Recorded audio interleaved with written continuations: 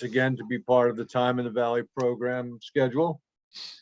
Thank you everyone for attending. Today we're talking about the Lenape, their language, their culture, their legacy. And once again, I'd like to just reiterate what Donna said. If you would please mute your microphones so that it's not distracting throughout the presentation. And if you don't mind, please hold your questions until the end, and I promise I will try to answer all of the questions, listen to all of the comments, and as I always say, the questions don't necessarily have to be about the topic. Here, I'll try to answer questions about any aspect of Sullivan County history. Before we start, and I would normally do this at the end, but I'm pretty sure I'll forget if I don't do it now. I wanted to just show you a few of my favorite books about the Lenape. There is really quite a bit out there, and much of it is old. There are some newer studies that have been done. In fact, someone asked me the other day when we were talking about this program, if we were still learning about the Lenape as historians. And of course, my answer was, I'm still learning a lot about them, but I think the simple way to answer that is maybe not in terms of facts.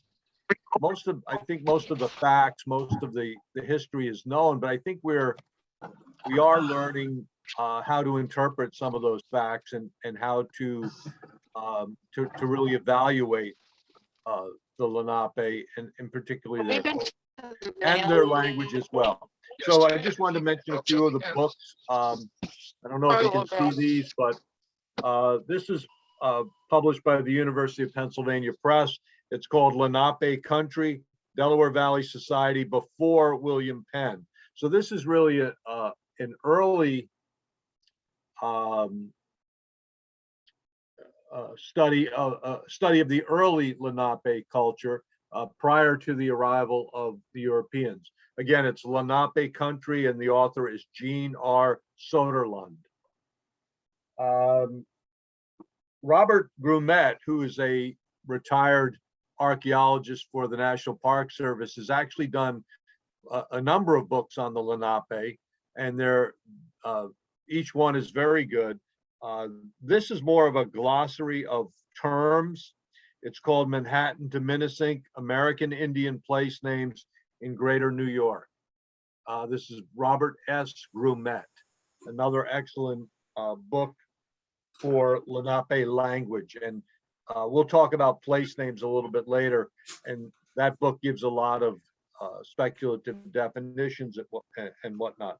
And probably my favorite book about the Lenape, and specifically the Muncie branch, is another Grumet book simply called The Muncie. And that's a very detailed history.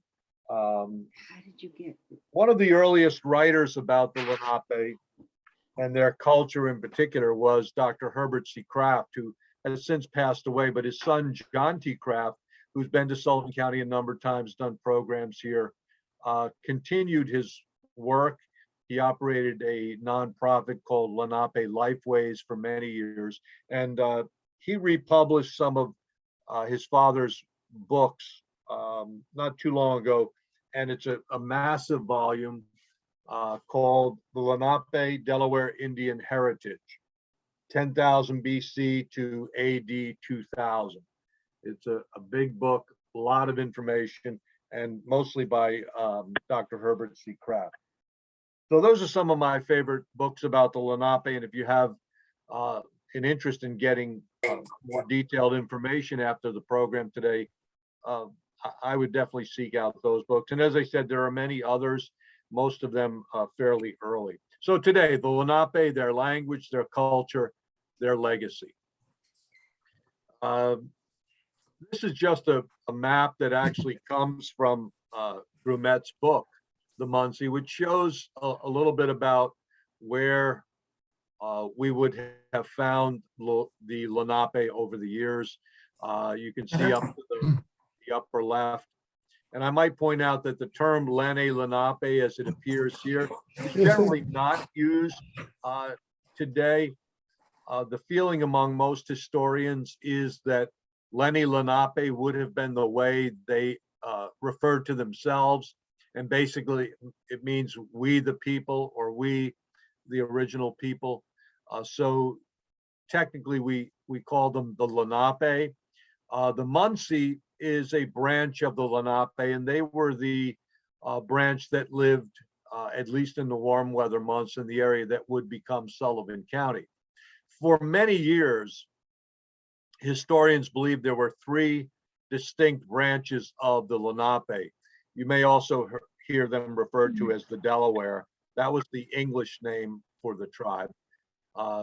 They called themselves Lenape. And for many years, historians believe there were three separate branches. Those branches were the Munsee, which were the mountain people or the stone people, and they inhabited the northernmost region of what the Lenape called Lenapehoking, or land of the Lenape. There were the Unami, which was the turtle tribe, also known as the river people, and they would have been somewhere in the central portion of Lenapehoking. And then historians believe there was a third branch called the Unalaktago, which was the Turkey tribe.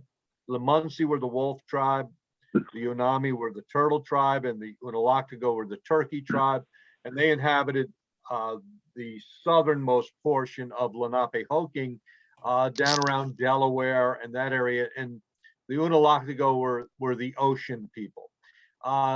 In more recent years, most historians have revised that thinking a little bit, and they've now, the consensus seems to be that the Unami and the Unalaktago were simply one group.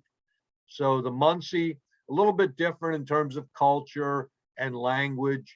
The Unami and the Unalaktago were more of a consolidated group. So really two branches of the Lenape or Delaware tribe. Here you can see where Sullivan County, that's the 1,000 square mile diamond-shaped white area on this slide, right in the center of Lenapehoking, just to give you an idea of what we're talking about.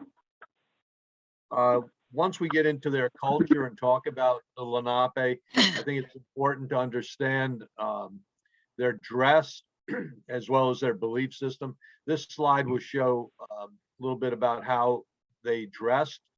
In warm weather months, they wore very little, a loincloth for the men, perhaps a skirt for the women. The Lenape male that you see on the left, the second from the left of the slide, is actually a depiction of a Lenape warrior or brave. You can see he had a single feather in his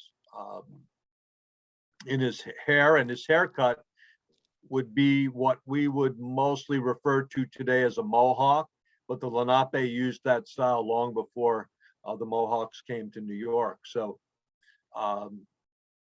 that was their basic hairstyle.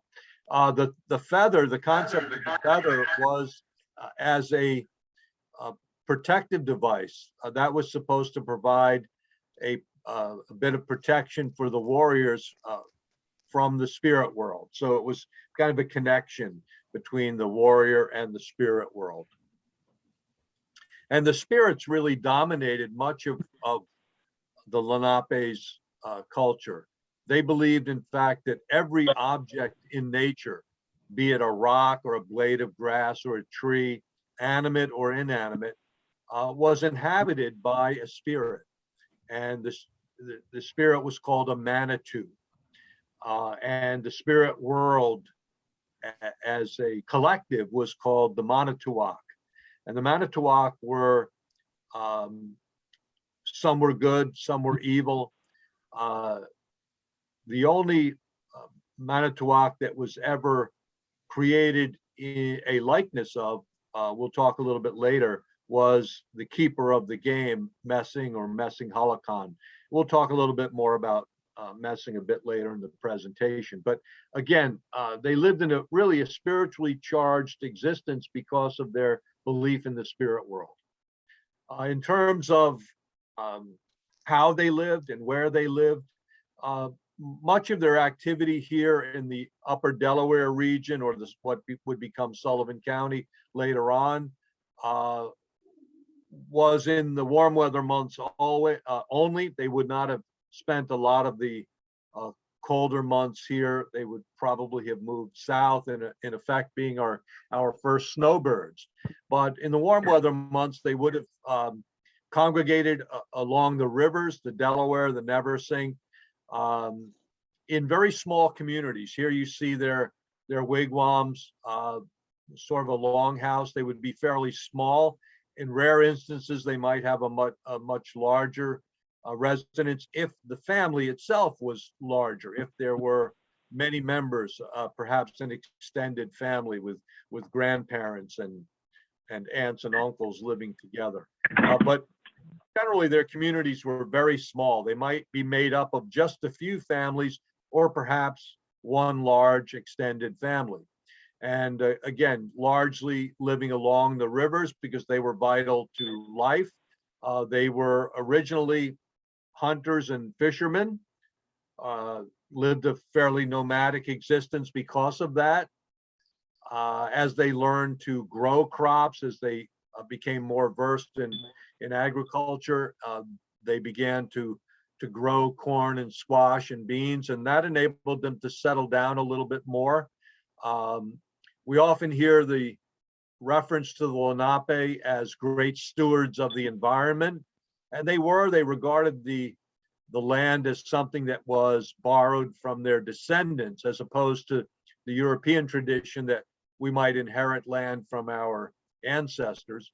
They believed that the land was borrowed from their descendants and that one should walk on the land without leaving a footprint. So in that way, they were stewards of the environment. When they gathered plants, for example, for medicinal purposes, they would never take more than they actually needed. And there was always a spiritual ceremony involved in gathering the plants. We'll get to that in a moment as well. Similarly, in their hunting endeavors, they were very careful to never upset the balance of nature. They would never overhunt. And that was Messing's job. I mentioned Messing Holocon earlier. It was his job to keep that balance as the keeper of the game. And again, we'll talk more about him later. So the Lenape culture, the Lenape lifestyle was very spiritually charged. They believed they were a monotheistic society. They believed in one supreme being. They called him Kishilamukong. And their belief was that Kishilamukong created the world on the back of a giant turtle. And that's why the turtle was so important in the Lenape tradition. This slide, which was drawn by John T. Kraft, I mentioned earlier, is a depiction of what is called the Lenape creation myth. And there are several versions of this story, but the Munsee version involves they all involve a giant sea turtle, but the Munsee version has the sea turtle being risen from a great mass of water, a mass of nothingness really except water.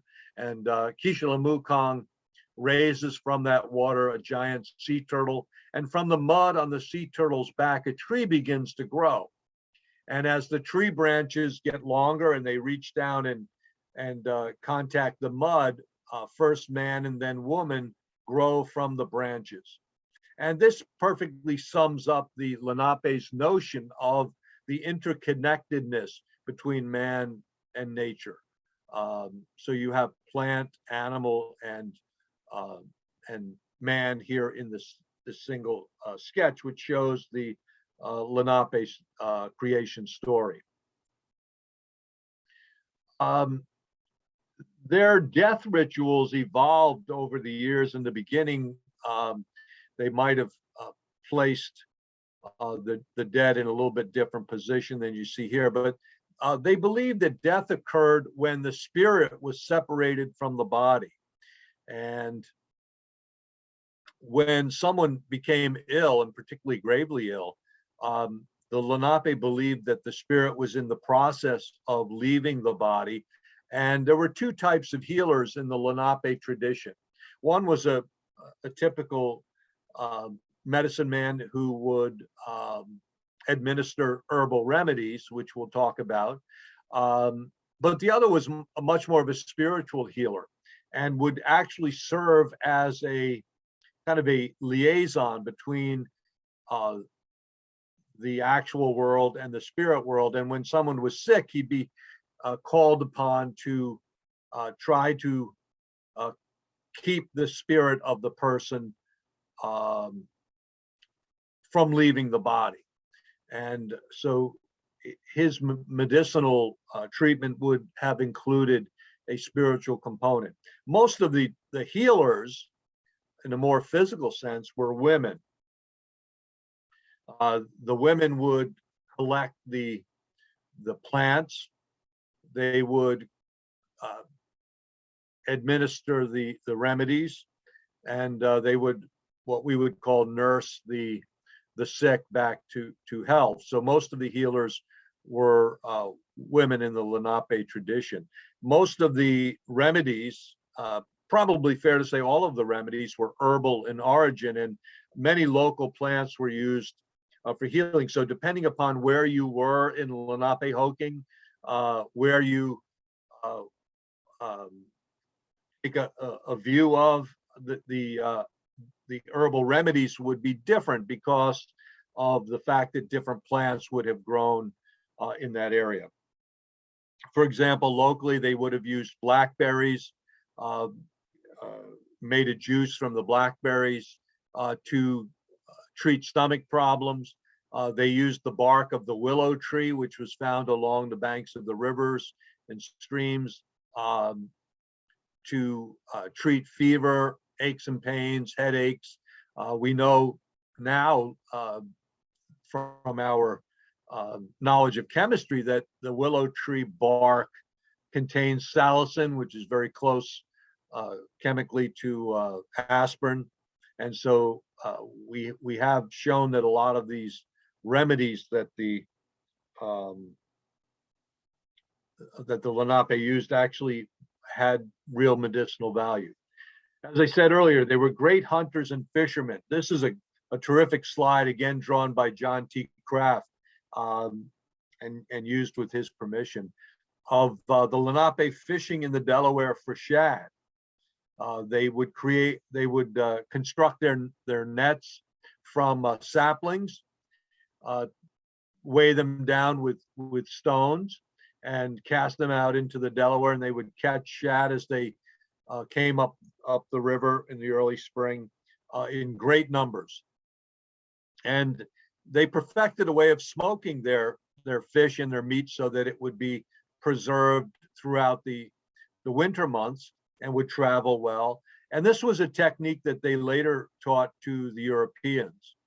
We'll talk about their interaction with the Europeans in the upper Delaware in a moment, but this was a tradition that was picked up by the Europeans. And there are writings that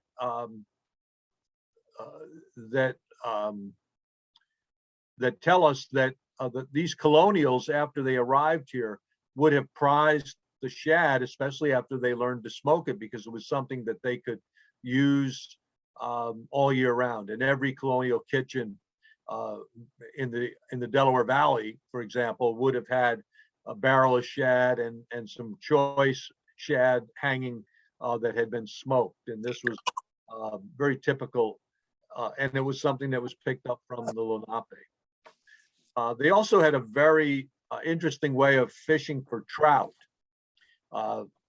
We might think of trout fishing as someone wading into a stream with a fly rod, but the Lenape approached trout fishing a little bit differently. And by the way, this slide does not show trout. That's a sturgeon, I believe.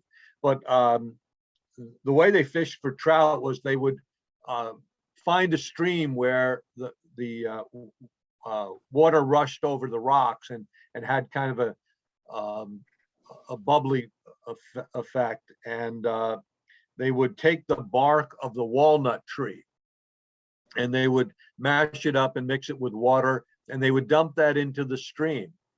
And when the trout that was in that area would take that mixture into their gills, it would stupefy them. It would knock them out, and they'd float to the surface and could be scooped up quite easily. And they'd catch great numbers of trout that way using the bark of the walnut tree.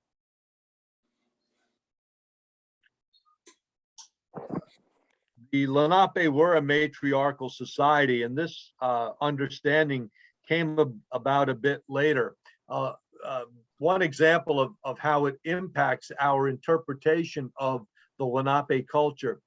For many years, centuries perhaps, it was known that as far back as the 1750s, the Seneca, which was an Iroquois tribe from upstate New York, announced primarily at the Treaty of Easton, but elsewhere as well, that they had subjugated the Lenape, that they had finally defeated them in a centuries-old war, and that from now on the Lenape would be their women. And for years and years, historians viewed that as meaning that the Lenape had been enslaved by the Seneca. And more recently, historians have taken a different view of that, and now it's looked upon as a completely different interpretation. Since both the Seneca and the Lenape were matriarchal societies, it's now viewed more as the Seneca attempting to define the role of the Lenape, not as being enslaved, as we might think a wife would be in kind of in the European tradition. She'd be subservient to her husband and would pledge to honor and obey.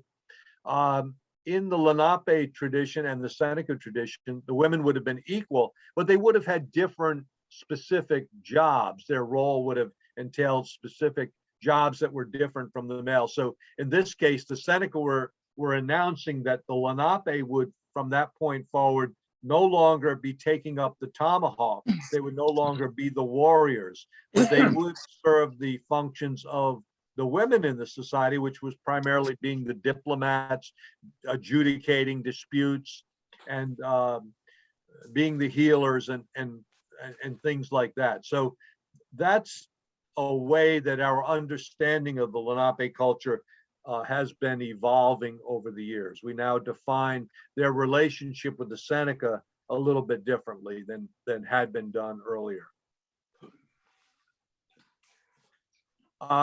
As I said, plants were very important to the Lenape, not just because they were inhabited by a Manitou, but because they used these plants to cure sickness. And when the Europeans first began to interact with the Lenape and saw the efficacy of their herbal remedies, they were amazed. We have writings from the Dutch and the Swedes who were just simply blown away by the Lenape approach to healing and the fact that their remedies were so effective. From the 1650s on, we have writings. Pierre Lindstrom, who was a Swedish engineer who came to the upper Delaware and interacted with the Lenape throughout the Delaware River Valley and published a book in 1656. He called the Lenape remedies splendid and miraculous. And he said they can cure virtually anything. We don't really understand how it works. And I think the key was when the Europeans attempted to duplicate, they overlooked the fact that the Lenape recognized the importance of how a plant was gathered, how it was prepared, as well as how it was administered. So it was really a three-prong approach, and only one of those prongs were really part of the Europeans' attempt to duplicate their use of these herbal remedies. The Europeans would administer the sumac or the blackberries or the willow tea, and would not necessarily get the same results. Because the Lenape realized that it was equally important how the plant was gathered and how the remedy was prepared. It was a three-part process. And again, this had a spiritual component to it. So when they went to a plant, first of all, they would not take any more than they needed. A little hole would be dug on one side of the plant, some tobacco placed in the hole. And this was a spiritual effort to appease the spirit of the plant. So the Lenape believed that was equally important to the preparation and the administering of the plant. This will show a little bit of what I was talking about in terms of how local plants were used in remedies. You can see blackberries, as I said, were the juice of the blackberry were used to treat stomach problems. The root was used actually to treat swollen joints. Cattail, skunk cabbage, sumac, all part of their medicinal repertoire, as was willow. They would often build their sweat lodges, which they constructed along the banks of the river, out of willow. And the idea was that, again, that as the willow was heated, that some of this salicin from the willow bark would get into the air and would serve a medicinal purpose. And of course, they built the sweat lodges near the water so that they could immediately jump into the cold water afterwards. Let's move on a bit to the Lenape language. Here are some Lenape words that you may or may not have heard or seen.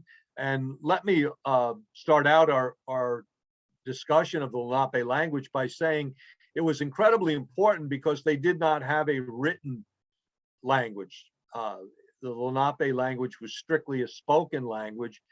Many linguists consider it among the most beautiful languages constructed. It was very complicated. It used sounds as much as actual words. The sound, the pronunciation was important.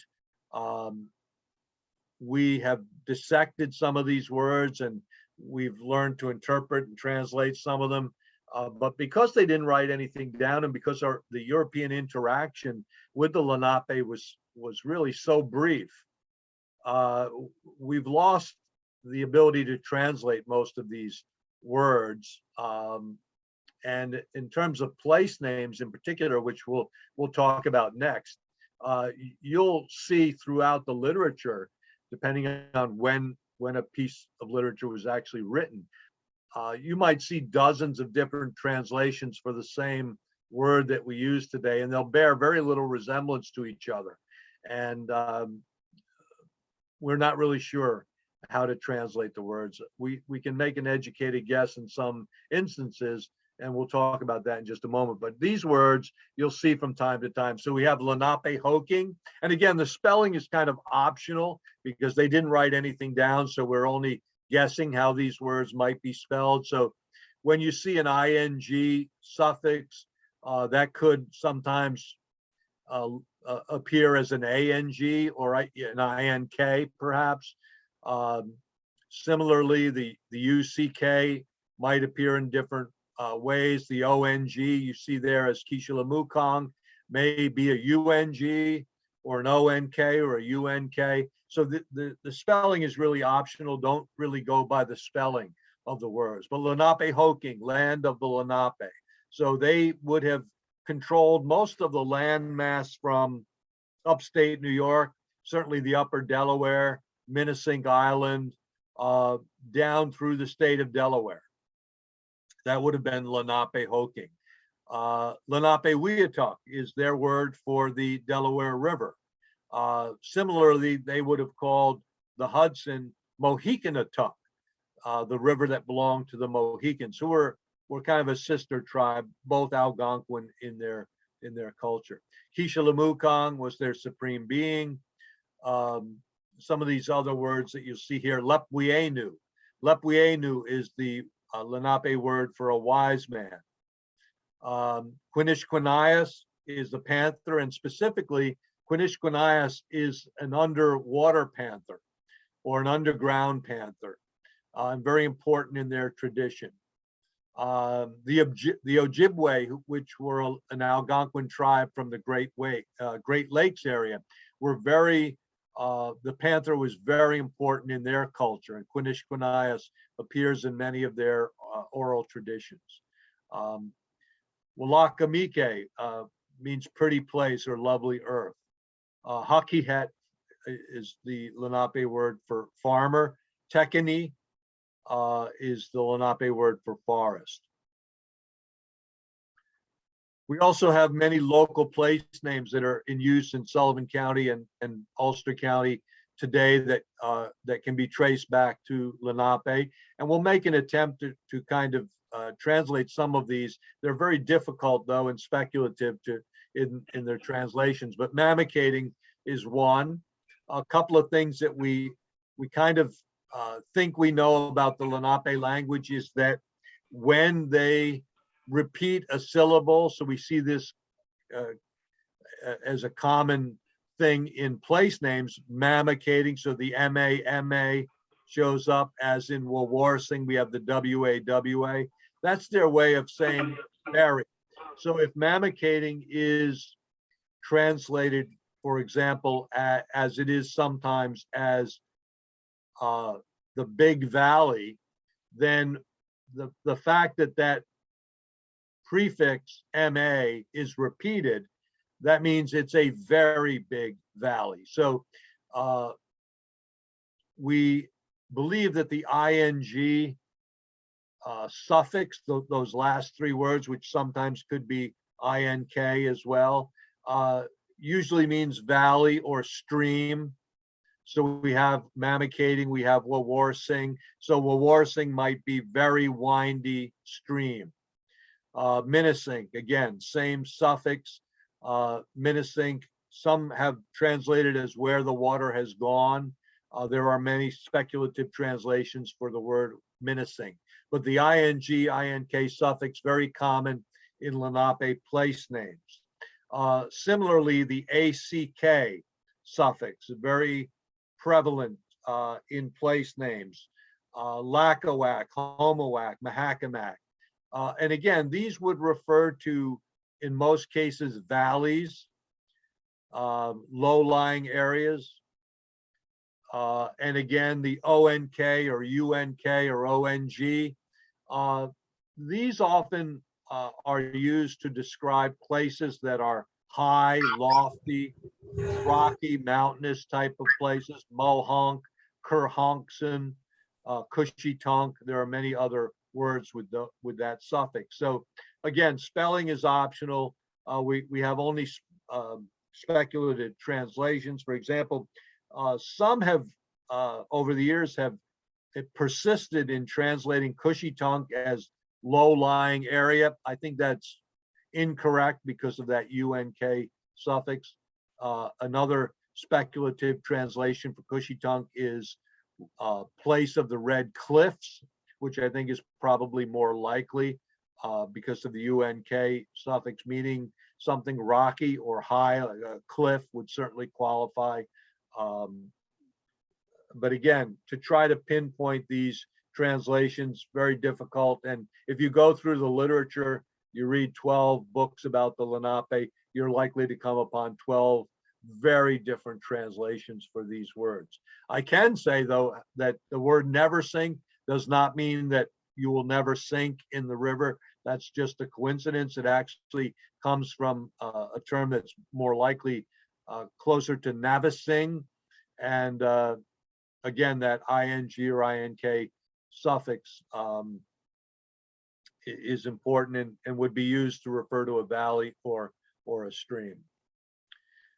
We also have some local place names that are reputed to be of Lenape origin, but are probably not. And I'll just present a couple here and give you a little bit of background on these. Let's start with the bottom one first. So Tanana, we know, appears in Sullivan County in Tanana Lake, which is up in the Roscoe area, the northernmost part of Sullivan County. So Tanana was reputed to be a Lenape chieftain, and the name Tanana Lake was supposedly coined to honor that Lenape chieftain. That story is totally untrue and fabricated. The story behind Tanana Lake is actually much simpler. Those of you who have heard me speak in the past probably recall that I often say there was a time in our history where the county made a transition from a very industrialized county where timber and tanning were the principal industries to a county where tourism was our primary industry. And the story of Tanana Lake is related to that. The community of Tanana Lake, or what we would call Tanana Lake today, was originally a place called Woodville, and it was a timber community. It was a community that thrived. Most of its constituents, its residents were involved in the timber industry. When the timber industry began to wane in the late 19th century, around 1895 or so, and they began to want to enhance their tourism business, the community leaders got together and decided they needed to change their name from Woodville and the name of the body of water, which was known as Long Pond, change that to something that would be more likely to attract tourists. And at the time, 1895, the Tanana River in Alaska was in the news because of the gold strike there. And so they thought Tanana would be a good name. It was kind of on people's tongues. They were using the word, talking about the Tanana River and the gold strike. So they revised the spelling of Tanana somewhat so it would look more like a Native American word. And they renamed the lake, or Long Pond, they renamed as Tanana Lake, and they renamed the community of Woodville as Tanana Lake. And the story was that it was named to pay tribute to Tanana, who was a local Native American chieftain. Totally untrue story. Similarly, Kanianga is supposedly a Lenape word that means lake that looks like the wings of a bird. And that, of course, is supposedly the Lenape term for White Lake. I think that's a dubious story. First of all, the ONG suffix leads me to believe that it does not refer to a lake, but I'm not really sure about that. But we cannot really trace that word back any further than the poetry of Alfred B. Street, who was a local poet, grew up in Monticello, became one of the most famous of American poets of his day, and often wrote about, he was a naturalist poet, so he wrote about the natural beauty of the area, often wrote about White Lake, about the Mongop Falls. Almost all of his poems were about nature. And we think that he coined the term Kanianga as a Indian word, a Lenape word that applied to what we call White Lake today. And while we're on the subject, I might just mention, there is no lake called Kanianga Lake. Many people I've heard talking about how at one time there were two lakes there, White Lake and Kanianga Lake, and then someone got the idea to remove the separation, the landmass that separated the two lakes, and so they dug it out, and now White Lake and Kanianga Lake are connected, but they do look like the wings of a bird. Well, first of all, I don't know how the Lenape would have seen that, since they really didn't have the benefit of aerial photography. But second of all, there's no indication that there was ever a landmass separating those two sections of the lake. So we can call that lake, it's one lake, it's called White Lake. Kanianga Lake is simply a community on the shore of White Lake. It was at one time, in fact, known as North White Lake.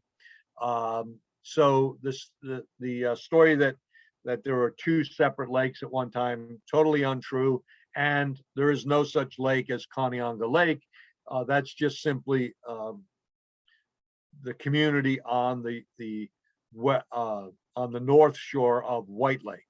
Similarly, Kiamisha is supposedly a Native American, a Lenape word meaning clear water, which of course is in Monticello. Kiamisha provides the drinking water for the village of Monticello and has for more than 100 years. It is clear water, but that word Kiamisha does not appear anywhere in the Lenape culture. It has no real connection that I can find, at least, to any Lenape word or phrase. So I'm thinking, once again, this is perhaps a fabrication of Alfred B. Street, our poet. We can trace the time in our history that Pleasant Pond, or Pleasant Lake as it was called, began to be called Kiamisha instead. Quinlan, who wrote our History of Sullivan County in 1873, talks about Kiamisha as a supposed Native American word, but he says, I believe it's of local or of more recent origin. And Quinlan owned much of Pleasant Lake at one time, so I think he would know. And I believe Kiamisha probably originated with the writings of James Audubon or some other naturalist writers who probably were writing about the Kiamisha River down in the southwestern United States, and perhaps Alfred B. Street or someone else read that. And even there, the Kiamisha River, the origin of that term is uncertain. Some feel it comes from the French. Some say it might be a Native American term from the Southwest, but we're pretty sure that is not a Lenape term, despite the contention that that it is a Lenape word meaning clear water. So those are just a few of the claimed to be Lenape words that are of dubious origin. As I said, the Lenape believed that every object in nature, including animals, birds, trees, grasses, contained a spirit or a manitou. And most of these Manitowoc were helpful and good, but they would bring about good harvest, safe hunting. Some were evil. They created trouble for people. So bee stings, snake bites, poisonous plants, those were all the result of evil Manitou. As I mentioned earlier, only one of these multitude of Manitowoc was ever depicted in an effigy or a likeness created, and that was Messing, or Messing Holocong. Messing was the keeper of the game, also known as the masked being. And you can see on this slide, the Messing may have been known and venerated for hundreds of years before the coming of European settlers. It was unique among spirits in the Lenape tradition in that it was made visible in artistic form on masks, maskettes, and in other objects of ritual use. And I'm telling you this for a reason we're going to see in a moment here. Wood or stone carvings were often made of Messing, and it was a twisted face. The ancient wooden images have not survived, of course, they've rotted away, but numerous prehistoric effigy faces, presumably of the Messing, have been excavated and found on archaeological sites. And this came directly from the writings of Dr. Herbert C. Kraft, who was an archaeologist at the university, at Rutgers University, and who wrote many books. At the Seton Hall University Museum, we have in the collection there these specimens, which were found by Dr. Kraft. And these are depictions of Messing, the keeper of the game. And you can see it's kind of a distorted face. Obviously, the wooden masks have not survived, but these stone carvings have. Some are more intricate than others. Some have worn more than others. But I tell you the story because back in 2014, this was found in Hurleyville. by a local stonemason there who was sorting through a rock pile looking for rocks suitable to build a rock wall, and he came upon this. And in addition to this carving of a distorted face, this rock was totally out of place in the pile that he was sorting through.